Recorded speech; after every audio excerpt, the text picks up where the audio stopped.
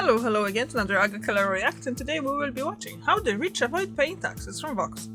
Vox is a great channel that I haven't really watched anything in a really long time, so I'll just jump into it and see how do they avoid paying taxes, because that's apparently what they do, isn't it? This is Warren Buffett, one of the richest people in the world, thanks to the company he runs, Berkshire Hathaway.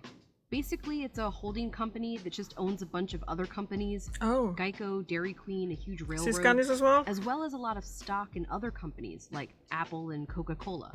So when those companies do well and their stock goes up... This is kind of interesting because I always hear about Warren Buffett, but I never really can put his name to any of the companies, not like, let's say, Elon Musk with the Tesla and, what's his name? The one who runs the... was Berkshire Amazon Hathaway guy. stock goes up. When Buffett took over the company in 1965, a single share was worth $19. Today, it's worth nearly $500,000. Buffett owns nearly 240,000 of these shares. This is where his wealth is. But as he's been known for pointing out, Warren Buffett still pays a lower tax rate than his secretary. She pays at twice the rate I pay. I think that's outrageous. That's because they pay different types of taxes. His secretary pays income taxes on her salary, but Buffett mainly pays capital gains taxes on his sold stock, and that's taxed at nearly half the rate. The wealthy are definitely undertaxed. In the US, the disparity between the richest Americans and everyone else has been growing. And in the last 40 years, the after-tax income of the richest has risen more than 400%, while middle-class income has only risen 50%. The way these people make money is very different than the way these people make money. And they're not taxed the same. I pay less in taxes than people that work for a living and make as much money as I do. This is Morris. He used to work on Wall Street. Now he's retired and lives off his many stock market investments. I own stock in companies, Berkshire Hathaway and Amazon and Apple. He's a pretty typical one-percenter, except that he spends his money advocating for rich people like him to be taxed more. I want to live in a country filled with a middle class of people who can all afford to shop in our businesses. Yeah. Most people have a normal job. They get a paycheck and pay income tax, ranging from 10 to 37%. But people like Morris, they make a lot of their income from investments, generally stocks and real estate. These investments are taxed as capital gains, and things like long-term stock have a maximum tax rate of just 20%. I sold some stock recently for $400,000, and my taxes on that is of around $50,000. But that $50,000 is far less tax than anyone who has a job making $400,000 a year would pay. And most of his wealth, well, isn't even taxable. People like Morris or Buffett are worth so much money because of the stock that they hold, but it's not tangible, spendable, taxable money. I can look at my stock portfolio and I can say, I made $1 million this year, but it doesn't mean I have to pay anything in taxes, because our system is based on only paying taxes when you actually sell something. Amazon's Jeff Bezos, the richest man in America thanks mostly to his Amazon stock, pays almost nothing in taxes. We value his worth here, but it's never taxed unless it's turned into real money when he sells the stock, and it's taxed as a capital gain. This is one way billionaires are able to be technically worth so much money, but pay so little in taxes. Some billionaires like Elon Musk are able to get loans against their stocks and live off of that. They don't even need to sell the stock to turn it into spendable money. No sale, no taxes.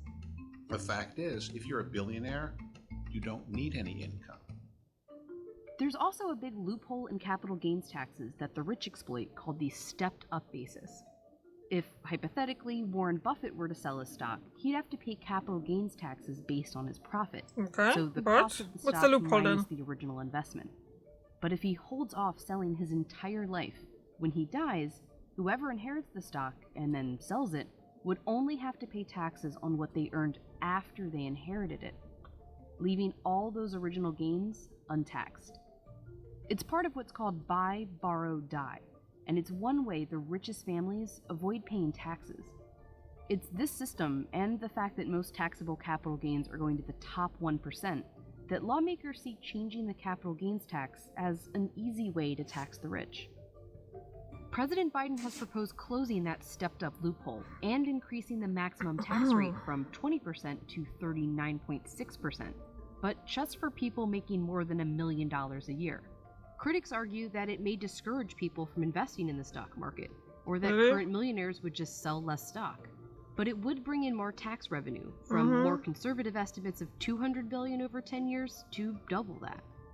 It would also mean Buffett would pay a closer tax rate to his secretary.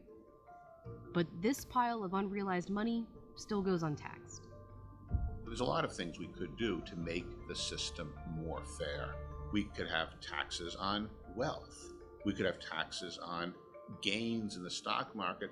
Most Americans are bothered that wealthy people don't pay their fair share, and changing capital gains taxes wouldn't be the whole solution, but advocates argue it would be an easy place to start. Our system is making the rich get richer and richer and richer, and everyone else just not. Yeah, that could be a problem.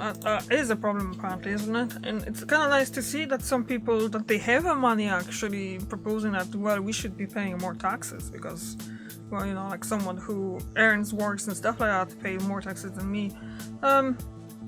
Obviously this is more complicated than how I would explain it, but that was a very good explanation how rich avoid paying taxes.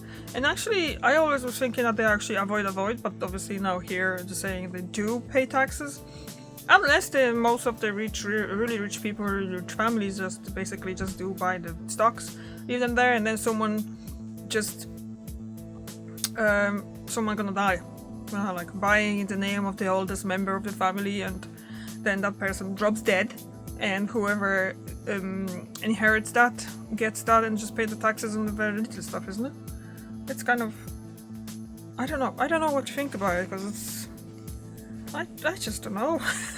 Like seriously, I always thought there was just basically a way for them to just not pay any taxes because they don't work, but I'm guessing the way how that was set up in the beginning was probably was in way of thinking about it in the right way, in the proper way, but then I was obviously start being exploited, but I might just misunderstanding everything as well. So yeah, thank you very much for watching, and I see you tomorrow. Bye.